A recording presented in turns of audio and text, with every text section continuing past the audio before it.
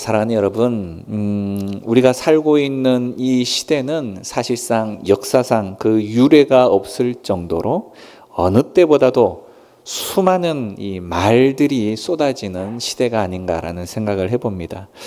스마트폰 하나만 열면 수천 개의 뉴스가 쏟아지고 또 수만 개의 그 기사의 댓글들이 달리기도 하고 또 끊임없이 카톡 네, 이렇게 메시지가 우리를 향해서 쏟아지는 시대에 있죠.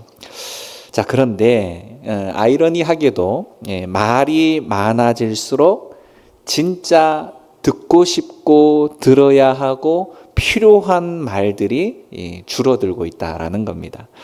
가짜 뉴스가 진짜 뉴스보다 더 빠르게 확산이 되어지기도 하고요. 그러다 보니 우리들의 귀와 우리의 가슴에는 좀 형식적이거나 또 관습적이거나 미화시키는 말이 아니라 좀 진심 어린 그런 이 포장되어지지 않은 날것의 말들을 듣고 싶어하는 마음들이 더 생겨나죠. 이런 시대를 살다 보면 어느 순간 우리의 마음 깊은 곳에서의 어떤 탄식의 소리도 있을 줄 압니다. 참 믿을 사람 없네. 믿을 사람 없어. 정말 진심으로 말하는 사람을 만나기가 이렇게 어렵단 말인가, 이런 생각이 우리의 마음 가운데 든다는 겁니다. 오늘 우리 시편 12편은 그런 의미에 있어서 이 말과 관련한 내용들로 우리들에게 주어지는 시편의 말씀입니다. 이 시편 12편은요 다윗이 쓴 것으로 알려졌는데요, 탄원에 해당하는 이럴 수가 있습니까? 라는 이런 탄원시의 한 시편입니다. 어떤 구체적인 그에게 있어서의 상황이 있었는지는 정확하게 알 수 없지만 그 내용 면에 있어서는 굉장히 구체적인 부분인데요, 경건한 자가 이제 더 이상 주변에서 찾아보기가 어렵고 거짓말과 아첨이 파니치는 이 말이 권력인 되어져 버린 이 세상에 대한 이 시인의 절규에 해당하는 부분입니다. 그리고 그 절규 한가운데에서 그는 바로 전혀 다른 종류의 말, 바로 하나님의 말씀을 떠오르게 만든다라는 거죠. 자, 오늘 우리는 이 짧은 8절 안에 담겨 있는 타락한 인간의 말이 지배하는 세상, 그리고 그 세상 위에 임하게 되어지시는 하나님의 말씀, 그 대조를 통해서 우리는 이 세상을 살아갈 때 어떻게 살아가야 하는가라는 것을 좀 발견했으면 좋겠다라는 의미로 오늘의 말씀을 준비했습니다. 자, 1절 말씀에 보면 여호와여 도와주십시오, 이렇게 간절하게 간구하며 탄식하는 내용들로 시작을 합니다. 아무런 소론, 전제가 없죠. 그냥 외마디 외침처럼 들려지는 여호와여 도와주세요라는 외침입니다. 어떻게 보면 이거는 굉장히 긴박한 표현이다라고 말할 수도 있고 상황을 설명할 여유도 없이 하나님 앞에 부르짖는 그런 내용이 되어진다는 거죠. 우리도 심정이 너무 답답하고 긴박하면 하나님 앞에 나와가지고 구구절절 이야기하는 그 내용보다 우선적으로 주여, 이게 먼저 나오잖아요. 그죠? 주여. 네. 그리고 이제 왜 구원이 필요한지가 이제 그 다음부터 이어지게 되는데요, 말씀드렸던 것처럼 경건한 자가 끊어지고 충실한 자들이 인생 중에 없어집니다, 이렇게 고백을 합니다. 다윗이 살던 시대에도 지금 우리가 살고 있는 시대와 크게 차이가 없는 것처럼 경건한 사람들이 완전히 사라진 것은 아니겠지만 그렇듯 주변에 찾아보기가 참으로 희박하다, 이렇게 고독한 마음을 표현하고 있습니다. 마치 엘리야가 우리 갈멜산 승리 직후에 광야에서 하나님 나만 남았습니다, 의인이, 이렇게 표현했던 것과 비슷한 것 같습니다. 물론 그가 경건한 자라고 말했던 이 의미는 언약적인 사랑, 그리고 신실함을 가지고 있는 사람을 가리키고 있습니다. 정말 이 세상에 신뢰할 만한 사람이 있나요? 진실한 사람 한 사람을 만날 수가 있나요? 말과 행동이 일치하는 사람을 만날 수가 있나요? 이런 고백이라는 거죠. 다윗이 탄식하고 있는 것은 바로 이런 사람들이 없다는 겁니다. 사라져가고 있다는 거죠. 하나님의 성품을 좀 닮은 사람, 신뢰할 수 있는 사람, 좀 그런 사람을 좀 만나고 싶습니다. 어떻습니까? 우리 예수 믿는 사람 안에 또 교회 가운데에서 어떤 집사님을 바라보고 어떤 권사님을 바라보고 또 누구를 바라볼 때 내 속 이야기를 해도 저분은 막 다른 데 가서 막 비둘기처럼 이야기하지 않고 소문내지 않고 본인만 마음에 품고 기도해 줄 수 있는 그분. 저분 앞에만 가면 내 속 사정을 좀 이야기하고 싶은 따뜻한 분. 그리고 말과 행동이 일치가 되어져서 그 사람 주변에는 사람들이 자꾸 모이는 그런 분들. 그런 분들이 그냥 단순한 선망의 대상이 아니라 이 자리에 계신 여러분 한 사람 한 사람이 되어져야 하는 것입니다. 그랬을 때 교회는 내가 굳이 막 사람을 불러 모으지 않아도 주변에 사람이 붙는 그런 일들, 그래서 누구나 와서 권사님, 집사님 제 이야기 좀 들어보세요. 그냥 이야기 터놓고 싶어서 붙잡히는 사람. 그리고 이 기도 내가 좀 같이 좀 해주세요. 이렇게 기도 부탁을 들으실 수 있는 분. 그래서 우리는 기도를 다 기억을 못할 때 이게 한두 사람이 이제 부탁을 해야 말이지 서너 사람, 6사람, 7사람 숫자가 늘어나면 이제 기도 노트를 써야 될 정도로 많은 사람들이 나에게 기도 부탁을 해오고 그리고 새벽마다 때마다 내가 해야 할 기도의 제목보다 다른 이들을 위해서 기도해야 할 기도의 노트의 분량이 더 많아지는 그런 사람, 바로 우리 이 자리에 계신 여러분이 되셔야 합니다. 그랬을 때 교회는 더 따뜻해지고 교회는 더 풍성한 은혜로 넘칠 수 있다라는 거죠. 자, 오늘 2절에 보면요, 사람들이 서로 거짓말하고 아첨하는 입술과 두 마음으로 말합니다. 이렇게 말합니다. 2절은요, 경건한 자가 사라진 그 자리에 무엇이 들어왔는지를 보여주고 있는 거예요. 세 가지 표현이 나란히 등장을 하죠. 거짓말, 아첨하는 입술, 두 가지의 마음. 진실한 말을 해야 하는 그 자리에 그 공간이 비워져 버리고 나니까 빈 공간으로 남는 게 아니라 그냥 서로 거짓말하는 일들이 가득 찼다는 거예요. 그리고 어떻게 그렇게 좀 뭔가 얻어보려고 아첨하는, 기름이 줄줄줄줄 흘러서 미끄러지기 딱 좋은 그런 아첨하는 말들이 그냥 너무 풍성해지고 있다는 거예요. 그리고 말과 행동이 다른 두 가지의 마음이 보여지는, 뻔히 다 보이는 그런 모습의 이야기들이 가득하다는 거예요. 여러분, 이거는 세상의 이야기만을 말하는 게 아닙니다. 교회 가운데에도 어느 순간 내 속의 마음을 닫아버리고 그냥 겉에 표면적인 이야기들로만 그냥 가득해버리는 그런 일들이 많아요. 그래서 교회에 오면 진짜 내 속 이야기를 터놓고 이야기를 해서 세상에서 받았던 스트레스, 세상에서 받아왔던 피곤함, 이런 것들을 서로 나누면서 풀어가고 이해하고, 교회에 오면 나를 위해서 기도해 주는 사람이 있어, 이런 위안과 격려를 통해서 다시 용기를 얻고 나가야 되는데, 교회에 와서도 가면을 쓸 수밖에 없는 거예요. 내 약점을 보이면 안 돼. 내 약점이 보여지면 또 다른 사람에게 내가 뭐가 되어질 거야. 그리고는 내 이야기가 또 다른 사람에게 들려지는 것 자체에 대해서 두려운 마음이 생기기도 하고, 이렇게 되어지는 공간이 되어져서는 안 된다는 겁니다. 오늘 거짓말은 우리가 다 잘 아는 것처럼 사실을 왜곡하는 거죠. 있는 것을 없다 그러고 없는 것을 있다고 그러고. 교회가 그러면 안 되는 겁니다. 아첨하는 입술은 더 교묘합니다. 거짓말보다 더 위험하죠. 왜? 아첨은요, 상대방이 듣고 싶어 하는 말만 하는 겁니다. 듣고 싶어 하는 말만. 그것을 이용해서 관계를 스스로가 전략적으로 만들어가는 거죠.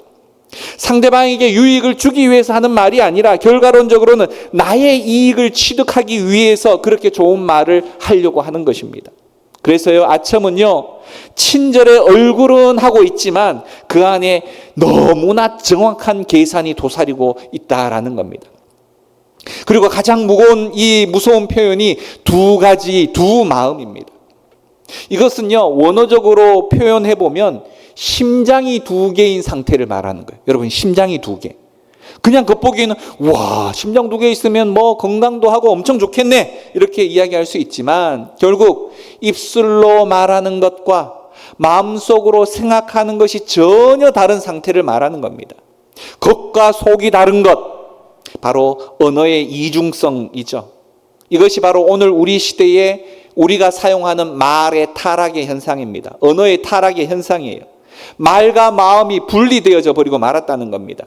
언어가 더 이상 우리의 속을 드러내서 표현해내는 그런 도구가 아니라 이제는 조작하는, 계산을 통해서 인위적으로 만들어가는 그런 도구가 되어지고 만 것이죠. 그래서 두 마음이라고 말하는 것은 단순한 처세술의 문제가 아니라 바로 하나님 앞에서의 순전함과 정직함을 완전히 잃어버린 삶의 처절한 죄의 악된 모습의 현장을 말하는 겁니다. 4절 말씀에 그들이 말하기를 우리의 혀가 이기리라, 우리의 입술은 우리의 것이니 우리를 주관할 자가 누구냐 하나이다. 여러분, 얼마나 악한 이야기입니까? 3절에서 하나님은 아첨하는 입술을 자랑하는 혀를 끊어버리겠다, 이렇게 선언을 하시는데 왜 이렇게 하나님이 무서운 이야기를 하느냐? 그 이유가 바로 이 4절 때문이라는 겁니다. 뭐라고요? 우리 이 혀는 내 거라는 거예요. 내 마음대로 할 건데, 내 자유가 있는데 왜? 라고 말하는 거죠. 도대체 내 혀를 주관할 자가 누구냐는 겁니다. 내 마음대로 하겠다는 거죠. 이것은 단순히 자기 확신이 아니라 우리의 말에 있어서, 우리의 혀에 있어서, 우리의 입에 있어서 하나님을 몰아내는 행위입니다. 하나님을 몰아내는 행위. 우리의 혀가 이기리라. 이것은 말로 상황을 통제하고 사람을 조작하고 원하는 결과를 내가 말을 통해서 충분히 만들어낼 수 있다라는 확신이에요. 얼마나 무서운 확신입니까? 바로 우리 입술은 우리의 것이라고 말하는 이 선언은요, 내가 하는 말에 대해서 하나님께서 책임질 이유가 없다, 이런 주장이나 마찬가지입니다. 결국 하나님의 통치를 부정하겠다는 거죠. 이것이 바로 오늘 우리 시대의 언어가 위치하고 있는 자리입니다. 얼마나 닮아 있습니까? 이 위치에 있어서 나는 어떠합니까? 만약 하나님께서 여러분과 24시간 동행을 할 때 여러분의 입술에서 조심스럽고 부끄럽고 정말 아유 하지 말았어야 되는데 얼른 손을 입에다가 갖다 댈 만한 그 내용이 얼마나 많이 있냐라는 겁니다. 표현의 자유가 있어 라고 말하는 이 미명 아래 말에 대한 책임이 점점 사라져버리고 있습니다. 익명성이 보장된 인터넷 공간에서 뿐만이 아니라 우리의 삶 가운데에는 내 말은 내 건데, 내 생각을 표현할 자유가 있는데 나는 뒤끝이 없어, 이렇게 하고서는 상대방을 향해서 수없는 화살들을, 독이 묻은 화살들을 쏘아대고 있다라는 겁니다. 아니면 말고 나는 그런 뜻으로 한 적이 없는데 상처받았어? 나는 그런 전혀 의도가 없었어, 이러면 됩니까? 결국 오늘 그 배경에는 딱 이 4절의 내용이 담겨져 있는 겁니다. 내 말에 대해서 책임질 자가 없다, 이런 생각을 가지고 있는 거죠. 결국 언어의 영역에서 하나님을 몰아내는 방식, 우리의 입술은 우리의 것이니 우리를 주관할 자가 누구냐? 바로 말로 죄를 짓는 겁니다. 그게 바로 죄의 뿌리라는 거죠. 5절 말씀에 여호와의 말씀에 가련한 자들의 눌림과 궁핍한 자들의 탄식으로 말미암아 내가 이제 일어나 그를 그가 원하는 안전한 지대에 두리라. 1절에서 4절은 인간의 타락한 언어가 지배하는 세상에 대한 묘사인데요, 이제 5절에는 완전히 다른 말이 등장합니다. 바로 하나님께서 직접 말씀하시는 부분이에요. 시편 전체에 있어서 하나님께서 이렇게 직접 말씀하시는 경우는 굉장히 드뭅니다. 그만큼 이 5절이 매우 특별하다라는 거예요. 내가 이제 일어나. 얼마나 심각했으면, 얼마나 하나님께서는 개입하지 않으면 안 될 만한 형편에 처했으면 하나님이 직접 말씀하고 계신다는 거예요. 그게 뭐예요? 다른 것도 아니라 바로 이 말 때문에 발생한 겁니다. 말 때문에. 하나님이 침묵하셨던 것처럼 보였던 그 시간이 끝나고 적극적으로 개입하고 계십니다. 왜요? 가련한 자들의 눌림을 보셨다는 겁니다. 궁핍한 자들의 탄식을 보셨다는 거예요. 결국 하나님이 일어나시는 그 이유는 약한 자가 눌려있는 상태, 그들이 탄식하는 것을 하나님은 그냥 두고 보시지 않는다는 겁니다. 결국 이것은 하나님의 성품을 말하고 계신 거예요. 출애굽기 3장에서 하나님이 모세를 부르셨을 때도 똑같은 언어를 사용하십니다. 내 백성이 애굽에서 고통받는 것을 내가 보았고 그들의 부르짖음을 내가 들었다. 결국 하나님은요, 약자의 신음소리를 들으시는 분이시다라는 겁니다. 그리고 그것 때문에 직접 행동하시는 분이시다라는 겁니다. 안전한 지대에 두리라라는 이 약속도 결국은 히브리어로 표현하면 샬롬이란 뜻입니다. 완전한 평화와 번영 가운데 내가 그를 두겠다라는 하나님의 바로 약속이에요. 거짓말과 아첨으로 조작되어진 이 세상 가운데에서 하나님께서는 눌린 자를 위해서 안전한 지대를 마련하시겠다라는 겁니다. 이것이 바로 하나님의 말씀이 가진 힘이에요. 성경 전체에서 하나님께서는 일관되게 약자, 과부, 고아, 이방인 이들 편에 서셨습니다. 그것이 바로 하나님의 공의입니다. 6절 말씀에 여호와의 말씀은 순결하며 흙도가니에 7번 단련한 은같도다 이렇게 말씀합니다. 6절은 이 시편 12편 전체에서 가장 아름다운 구절이고 동시에 가장 핵심적인 구절인데요. 1절에서 5절에 인간의 타락한 말과 하나님의 개입하시는 말이 대조되었다고 한다면 이 6절 말씀에는 하나님의 말씀이 어떤 성질을 가지고 있는지를 가장 선명하게 보여주고 있는 겁니다. 여호와의 말씀은 어떻다고요? 순결하다, 정결하다, 순수하다, 불순물이 전혀 들어있지 않다, 이 이야기인데요. 2절에서 인간의 말이 거짓말로 가득하고 아첨이 가득하고 이중성으로 가득했다라고 한다면 하나님의 말씀에는 전혀 그런 것이 없다는 겁니다. 하나님의 말씀에는 계산이 없고 뒤가 없고 받는 사람의 환심을 사기 위한 포장이 들어있지 않다는 겁니다. 하나님의 말씀은 있는 그대로 진실 그 자체라는 거죠. 그리고 그 순결함을 묘사할 때 흙도가니에 7번 단련한 은 같다 이렇게 비유를 하는데요. 금속을 이 재련하는 도가니에 은을 녹이면 여러분 아시죠? 불순물이 마구 떠올라요. 그러면 재련사는 그것을 이렇게 큰 그릇으로 걷어냅니다. 그리고 또다시 녹여요. 뜨거운 물에. 그러면 또다시 불순물이 올라옵니다. 그러면 그걸 또 걷어냅니다. 이렇게 여러 번 반복을 할수록 그 은의 순도는 더 높아지게 되어져 있는 거죠. 이 고대 정년술 가운데에는 은을 7번 정도 정제하면 거의 완벽한 순도를 얻을 수 있었다라고 합니다. 바로 7, 여러분 7은 완전수예요. 완전수, 숫자적으로. 그래서 완전히 정제되었고 불순물이 없는 그 상태, 그 순, 바로 하나님의 말씀이 그와 같다라는 의미입니다. 인간의 말과 하나님의 말씀의 차이를 바로 이 비유가 너무 선명하게 보여주고 있는 거죠. 인간의 말에는 항상 불순물이 섞여 있고 자기 이익을 위해서, 체면을 위해서 두려움 때문에 계산과 욕망이 가득한 부분이 인간의 말입니다. 그래서 사람의 말은 사실 완전히 신뢰하기가 어렵습니다. 우리 자신도 모르게 그 가운데는 왜곡을 바로 첨가하기 때문이다라는 거죠. 하지만 하나님의 말씀에는 그런 불순물이 전혀 없습니다.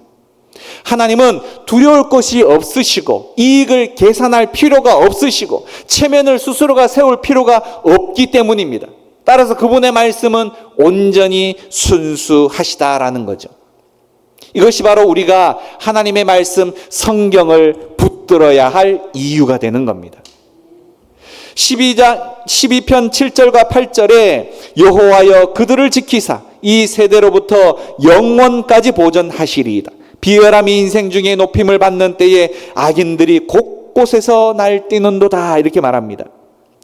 7절과 8절은 마무리에 해당하는 부분인데요. 많은 시편이 확신과 감사로 끝나고 바로 12편은 여전히 그런데 기도로 끝맺고 있다라는 겁니다. 여호와여 그들을 지키사 이 세대에서 영원까지 보존하여 주십시오. 결국 하나님의 순결한 말씀을 고백한 다음에도 시인은 여전히 보존해 주십시오라고 간청을 하고 있다는 겁니다. 8절이 그 이유를 말하는데 비열하는 자들이 인간들 중에 높임을 받을 때에 악인들이 사방에서 날뛰고 있기 때문입니다. 이렇게 이야기한다는 거예요. 5절에서 하나님이 내가 이제 일어나리라 하셨고 6절에 하나님의 말씀이 순결하다라고 고백을 했습니다. 하지만 현실은 어떤 거예요? 8절처럼 비열한 자들이 여전히 높임을 받고 있고 악인들이 여전히 사방에서 날뛰고 있습니다. 이게 바로 믿음의 사람들이 살아가야 할 현실의 모습이기 때문입니다. 그래서 하나님의 약속을 믿으면서도 현실은 그 약속과는 전혀 다른 것처럼 보이는 그런 현실 가운데의 긴장 속에 우리가 있게 되어져 있다는 겁니다. 결국 이 긴장을 해소하려는 두 가지의 유혹들이 항상 우리 가운데 찾아오게 되는데, 먼저는 현실을 부정하는 거예요. 악인들이 날뛰는 현실 없어 그런 거 이렇게 부정해버리는 겁니다. 하지만 이것은 우리의 삶과는 전혀 다른 이야기죠. 또 다른 하나가 뭐냐면 아예 하나님의 약속을 포기해버리는 겁니다. 현실이 이러니 어쩔 수 없어. 하나님의 약속은 당장 내 삶 속에서 크게 소용이 되어지지 않아. 결국 현실의 강함 때문에 신앙을 포기해버리고 마는 행동이라는 거죠. 하지만 오늘 시편은 이 두 가지의 유혹 모두를 거부하고 있습니다. 그는요, 현실을 제대로 보고 있어요. 비열한 자들이 높임을 받고 있습니다. 이렇듯 현실을 부정하지 않습니다. 동시에 그는 7절에서 하나님의 도우심을 구하죠. 그리고 5절과 6절의 그 약속을 포기하지도 않습니다. 이게 바로 신앙이라는 거예요. 이게 바로 신앙. 현실에 대해서 부정하는 것이 아니라 있는 그대로의 현실을 보기도 하고요. 그리고 하나님의 선하심도 포기하지 않습니다. 그 긴장 가운데에서 이럼에도 불구하고 하나님은 나를 지켜보신다. 하나님께서는 그 약속을 반드시 지켜주신다. 이 신앙의 모습을 그대로 지켜낸다는 겁니다. 중세 유럽에서 은을 다루는 장인들이 있었습니다. 그들은요, 은이 완전히 정제가 되었는지에 대한 확인하는 절차, 방법이 그들에게는 있었는데 그 표면에, 그 불순물이 올라오고 있는 그 은 표면에 자신의 얼굴을 가만히 비춰봤다 그래요. 그 자신의 얼굴을 비춰보는 그 순간 그 가운데에 내 얼굴이 선명하게 드러나면 제대로 정제가 되었다고 판단을 한다는 겁니다. 결국 하나님의 말씀이 7번 단련한 은 같다라고 말하는 것은 말씀이 완전히 정제되어져서 불순물이 전혀 없다라는 말이고, 그 순수한 말씀의 표면에 하나님의 얼굴이 분명히 드러나게 되어진다는 겁니다. 그래서 우리가 하나님의 말씀을 읽을 때마다 하나님을 발견하게 되는 거예요. 그래서 옛날 어떤 학자들은요, 매 순간 성경의 말씀을 읽었는데도 그 가운데에서 하나님을 만나지 못했다면 성경을 잘못 읽고 있다라고 이야기를 했습니다. 결국 성경을 읽는다는 것은 바로 정제된 그 표면에서 하나님의 얼굴을 만나는 것과 같은 겁니다. 그리고 그 하나님의 말씀을 받아들인 사람은 그 말씀을 통해서 나의 모습도 발견할 수 있는 겁니다. 나의 거짓말, 나의 아첨, 나의 두 가지의 품는 마음들. 하나님은 하나님의 순결한 말씀 앞에 서게 되어질 때 우리의 그 타락한 언어들이 선명하게 드러나게 하십니다. 그것을 보는 순간 우리는 회개의 자리로 나아갈 수 있는 거죠. 오늘 말씀이 우리에게 가장 먼저 던지는 질문은 바로 이겁니다. 나는 지금 어떤 말들을 하고 있는가? 가족 사이에서 내가 하는 말은 어떤 말들인가? 배우자에게, 자녀에게, 부모님이 하는 말과 마음속에 생각하는 것이 얼마나 일치하고 있는가? 교회 안에서 성도들에게 어떤 말들을 주고받고 있는가? 앞에서 하는 말과 뒤에서 하는 말은 정말 같은가? 이러한 질문들이 여러분 마음속에 불편하다면 우리는 이제 정직한 자리에 바로 나아가게 되는 첫 발을 디디는 것입니다. 우리 중 누구도 이 질문 앞에 자유로울 수 있는 분은 없으리라 생각이 듭니다. 우리는 모두가 다 크고 작은 나름의 아첨, 두 가지의 마음을 품고 말합니다. 그것을 인정하는 것이 바로 변화의 시작이 되어질 겁니다. 오늘 6절의 말씀이 우리에게 제시하는 길은 여호와의 말씀은 순결함이여 흑도가니에 7번 단련한 은갓도다 라고 말하는 것과 같이 바로 우리의 타락한 언어가 변화되는 유일한 방법은 순결한 말씀 앞에 우리 자신을 노출시키는 겁니다. 도가니에서 은이 정제되듯 우리가 하나님의 말씀 앞에 내 자신을 내어놓았을 때 우리의 언어 속에 얼마나 많은 불순물들이 있는지를 제대로 바라보는 거예요. 그 말씀 앞에 서는 것이 바로 정화의 과정을 경험하게 되어지는 것입니다. 우리의 거짓말이 드러나고 아첨이 부끄러워지고 두 마음이 이제는 더 이상 두 마음으로 나뉘어져 있는 것이 아니라 하나로 모아지는 과정. 매일마다 하나님의 말씀 앞에 서는 것이 결국은 우리의 언어도 바꾸게 만드는 과정이다라는 겁니다. 처음에는 그것이 잘 되어지는 것처럼 느껴지지 않을 수 있지만 오랜 시간 하나님의 그 순결한 말씀 앞에 내 자신을 내어놓을 때 우리의 말도 조금씩 변화되어진다는 겁니다. 더 진실해지고 덜 계산적이 되어지고 상대방을 위한 말들이 많아지게 되어지고 자기를 위한 아첨이 줄어들게 되어질 겁니다. 마찬가지로 교회 또한 세상과 다른 공동체가 되려면 먼저 말에서부터 달라야 합니다. 아첨이 없이 두 마음이 없이 진실하게 말하는 공동체, 거짓말로 눌린 자들, 아첨에 속은 자들의 그 탄식을 우리의 귀로 들을 수 있는 공동체, 그것이 바로 하나님을 닮은 공동체의 진정한 모습입니다. 하나님이 눌린 자의 탄식 때문에 일어나셨듯 우리 공동체도 이런 말로 인해서 눌린 자들의 그 탄식 때문에 좀 그들을 받아들이고 수용하고 그들을 품어낼 수 있는 교회가 되어져야 한다라는 겁니다. 결국 교회가 그런 모습을 하게 되어질 때 전도도 자연스럽게 이루어질 수 있는 거죠. 오늘 이 시편이 우리에게 주는 가장 중요한 선물은요, 타락한 말이 지배하는 세상 가운데에서도 변하지 않는 하나님의 말씀이 있다라는 것이 우리의 유일한 소망이 되는 겁니다. 그 말씀을 붙들면 우리의 언어가 조금씩 달라질 수 있게 되는 거고요.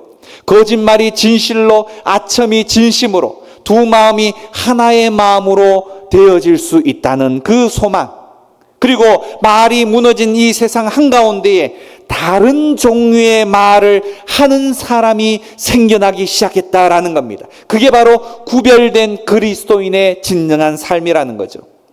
하나님의 말씀은요, 별것 아닌 것처럼 느껴질 수 있을지는 모르겠지만 이 어두운 세상 가운데에 작은 촛불을 하나 켜는 것과 같습니다. 그 토양 안에 씨앗을 심는 거죠. 인간의 거짓된 말이 뿌려진 그 토양에 하나님의 순결한 말씀이 뿌려지게 되어질 때 그 토양은 달라지기 시작합니다. 그게 바로 복음의 능력입니다. 하나님께서는 우리를 통해서, 우리 한 사람을 통해서 내가 속하여 있는 공동체를 바로 이 말로 변화시키기를 원하십니다. 그 결단을 이 한 주간 여러분이 사용하는 이 입술을 통하여 잘 실현해낼 수 있는 우리 모두가 되어줄 수 있기를 간절히 축원합니다. 기도하겠습니다.